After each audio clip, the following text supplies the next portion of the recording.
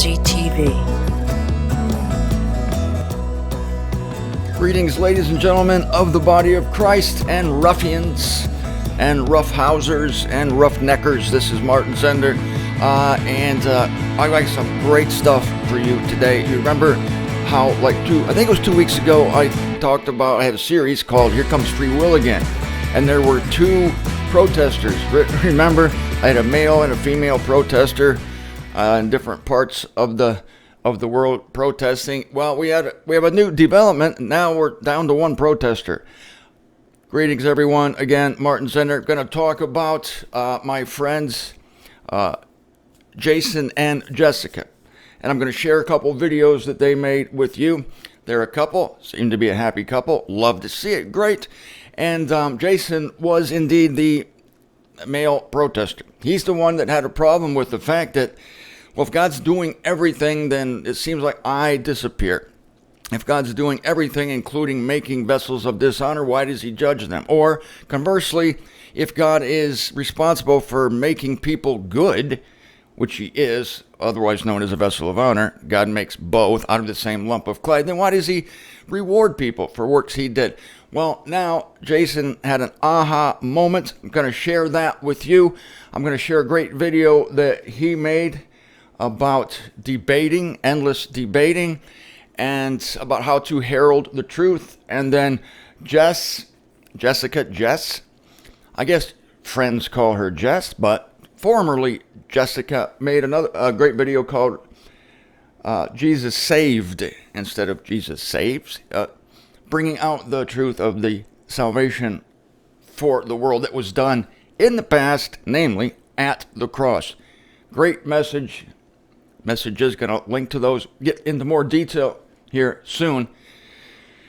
But first, that's the Spirit of God that we're going to be talking about soon, very soon. But now I want to talk about Spirit Airlines. Yeah, because I traveled Spirit. Just real briefly here, I'm going to give you advice if you're flying on how to handle this stupid mask business. Because now on airlines you have to wear a mask. But I got a way out of it. I discovered a way out of it, and they will try to intimidate you. They will try to trick you. They will try to hope that you don't know what you're doing, don't know what you're talking about. But if you do, then you can actually breathe on an airplane. Now, on the way up to Ohio, the flight attendants were pretty good. They were loosey-goosey, and they tell you, of course you must wear a mask over your mouth and nose unless you're eating. Well, that's very nice, because I wouldn't want to have to put the food into my ears.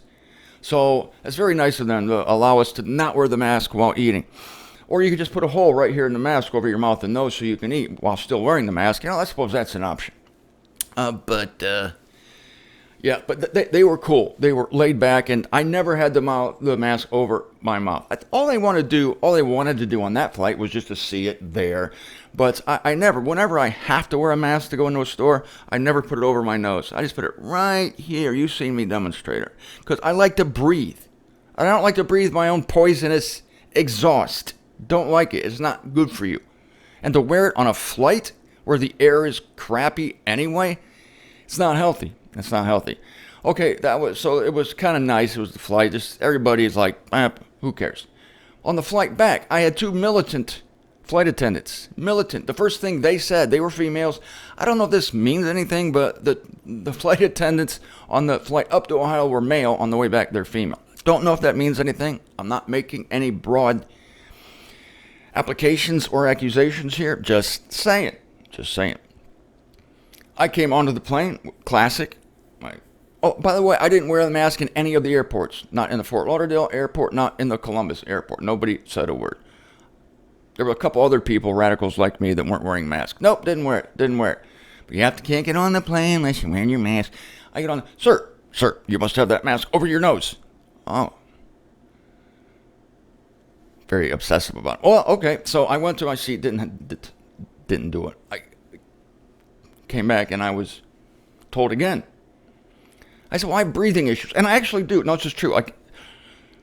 You might even notice it on the show. Sometimes it's hard to get a cleansing breath, right? Trying to get this cleansing breath. Sometimes I can't do it. And so it doesn't, I can't breathe my own carbon dioxide. It's nasty stuff. I'm sorry. I think my carbon dioxide smells decent. but it's just not good for you. So anyway, I said to myself, I said, don't make a fuss until the plane takes off. Don't make a fuss on the ground. They'll kick you off the plane. Using my old noggin there. So anyway, they took off. I was obedient, but I was seething. But in the meantime, I looked up information. I looked up Spirit.com and Spirit.com, their mask policies. I think this is all the airlines' mask policies. And then I looked, and then they had a link to the CDC.gov, the Center for Disease Control. They're the ones who, they're the gods of the mask, the gods of social distancing. So I went there, and they said there's a caveat, of course, to mask wearing. Rule number three, you can quote this. It says you must not wear a mask if you have difficulty breathing. And there's two other things, but who cares what the two other things are? That covers you right there. Because everybody has difficulty breathing. So here comes the flight. We take off, level off, and then once I take off, and I know they're not going to throw me off maybe they could throw me off the plane at 35,000 feet. I don't know. I would freeze instantly, but at least I would freeze and die without a mask, which would be glorious for me. So I put the mask down here. She came back. But they come back to serve you drinks. It's like, well, okay. Sir, I said, look, I'm sorry, and I apologize to her. This is a great thing to do, too. I apologize. I was a little snarky. I was a little, testy there when I got on the plane. I apologize for that because I did make a couple remarks like, well, I guess I'll just have breathing problems and you don't care. I said, I apologize to you. I think that helped me. I said, I don't want to make trouble, but I noticed on your Spirit.com that I noticed in Spirit.com that you have a link to the CDC about mask regulations, and here's this thing, I have difficulty breathing. And you know what she said? I said, I have difficulty breathing, so I can't wear it over my mouth. I'll give you this. I said, I have every justification to not wear the mask at all because of this, but I'm going to work with you. And I'm just going to wear it here. I'm just going to wear it down here. I have to breathe through my nose, sorry. And she says, well, sir, that's the sad part, that even if you have breathing difficulties, you still have to wear the mask. She actually said that. Well, that's the sad part. The sad part is you may have respiratory failure on this plane, but the sad part is you still have to wear the mask. I said, well, no. That's kind of the sad part for you guys because I can't breathe, so I'm going to do this. And she totally gave up. She crumpled, laid down, crumpled. Why? I had the facts. And besides, there's so many other sheep on the plane. Everybody's obeying the letter of the law. That one guy wearing his mask here instead of here instead of here, they're not going to fight for that because they're not that stupid. And of course, if you get in a big argument about, you bring out your phone and you record it, you ask their names, and then they'll definitely crumple. So that's how I got away with it. I was a happy camper the rest of the flight. I didn't like wearing a mask, but at least I could freaking breathe. Okay, that's enough of that. That's Spirit Airlines. Now the Spirit of God. So Jason wrote me shortly after the series came out, the series known as Here Comes Free Will Again, and he objected to the whole thing that God could be in control of everything. But somewhere along in that series, he had an aha moment, and that's exactly what he called it. He says, boing, like the light came on, now I see. And if I'm not mistaken, you two can correct me if I'm wrong, Jessica, the whole time, of course God does everything. She had no problem with it. And I don't know why some people have a problem with it and some people don't. I don't understand, because it's clearly stated in the scripture, all is out of, through, and into God. Romans 11:36.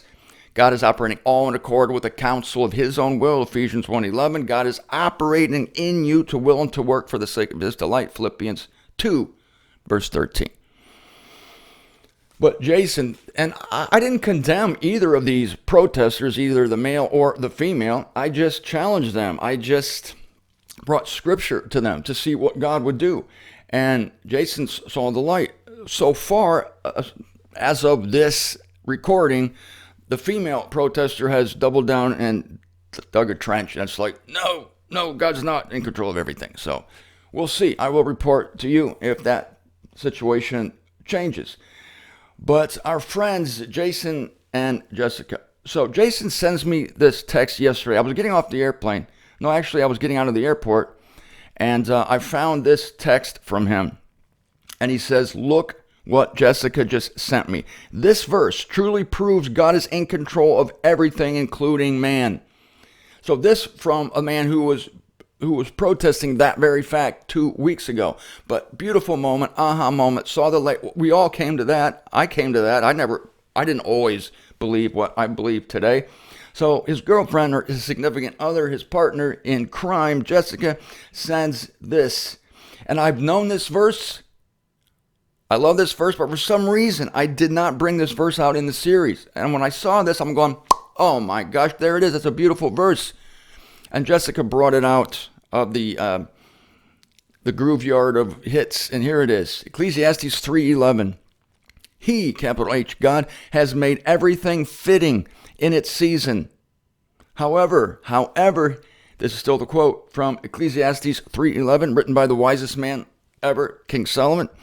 However, God has put obscurity in their heart so that man may not find out his work, that which the one Elohim does from the beginning to the terminus.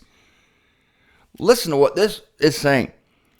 God has put obscurity, purposely, he himself has put obscurity in their heart, that is the heart of humanity, so that humanity may not find out his work. That is, they're befuddled, they're clouded, and God himself has put this on humanity so that they won't find out his work.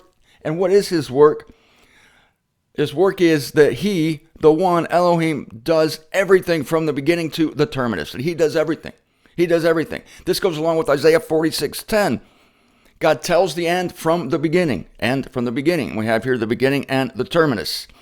Elohim does that which what Elohim does. And the weird thing is, Paul confirms this in Romans 11:32. God locks up altogether in stubbornness. So part of that stubbornness, we have an amplification of that here, thanks to Jess bringing this verse to us, that God has made everything fitting in its season. However, he has put obscurity in their heart, like fog, or he has made himself distant. They can't see. One of the big arguments is, well, I don't perceive the control of God. I don't feel like he's operating in me, therefore he's not. That's called obscurity. It's like, to them, the touch of God, the God operating in you, is obscure. They can't see it or feel it. And God has put that in there so that there can be an aha moment. See, that's everyone's default setting. Well, I don't feel control. I don't feel like God's doing anything, but he is. But it's because of that obscurity that you don't think so. And then so Jess sends that to Jason, and he says, wow, great verse. It really says God controls all, but we can't feel it. He nailed it. That's the perfect comment for that verse. That's right. And so, boom, there it is. I bring it to you. Ecclesiastes 3:11. I wrote Jason back, and I said, oh, wow, great verse. You two are the greatest. I'm going to talk about you on my show tomorrow, and I thank God for you. And he tells me this. Well, he says, Jess is the best. You see, so there you go. He told me that, Jess. This guy loves you. He said this, and this encouraged me and helped me. He said, quote, we just helped 2 people on Instagram become believers. Of course, we just planted seeds and watered, and God gave them the faith to believe. But they are getting it instantly, he says. Obviously, they've studied and rightly divided and knew about grace, but they're now on fire. We explained and sent them your video, whether you believe or not. I made a video, whether you believe or not. Look it up if you haven't heard of it. Maybe I'll link that down here too. If I forget, Martin Zender, whether you believe or not. Anyway, we sent them that video and your article, What is a Believer? And some of our videos. Yes, Jess and Jason make videos. I'm going to link down here 2 of their videos. One from Jason, one from Jessica. Quality work. One day, this is him again telling me about this wonderful couple who now believes because of their heralding. One day, all will come into the realization of the truth and love God back. We also bought your hell book and Flawed by Design and mailed it to them separately. These are evangelists. They're sending their own work, their own videos, but they're also sending these people and others my work because it's already been done. Handy little package, small books, send them. If you can't write your own book, send out mine. But these 2 are making their own videos, which I'm happy for. Thanks again for everything you do, he says to me. So what a beautiful, glorious testimony. So to close this show today, concerning Spirit Airlines and the spirits of God, I'm going to send you a video that Jason made. It's called How to Herald Truth. It's very, very good. One of the main points he makes here, which I love, he talks about endless debating.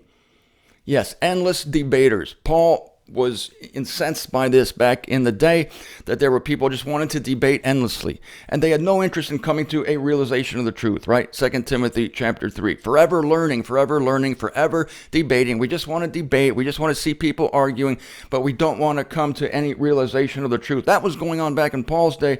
It's going on today as well. And Jason brings out the great verse from 2 Timothy 4, expose, rebuke, and entreat. This is Paul's recipe for evangelism. And if you follow these simple rules for evangelism, you'll succeed. Expose, rebuke, and entreat. As I've told you many times, most people are only 1/3 evangelists. They like to entreat. They like to give the word out and plant flowers next to it. Woo! But exposure and rebuke, that's the hard part. People don't like to be a thorn under someone's saddle. They don't like to be a prick. I'm a prick because I follow the rules.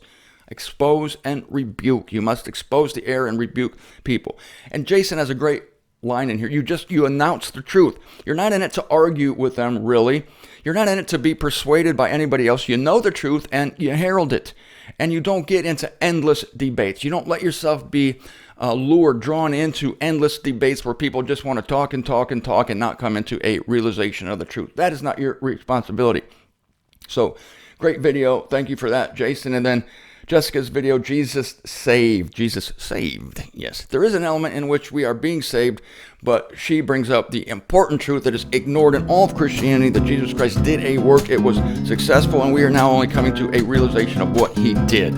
This has been Martin Zender from the Florida Peninsula.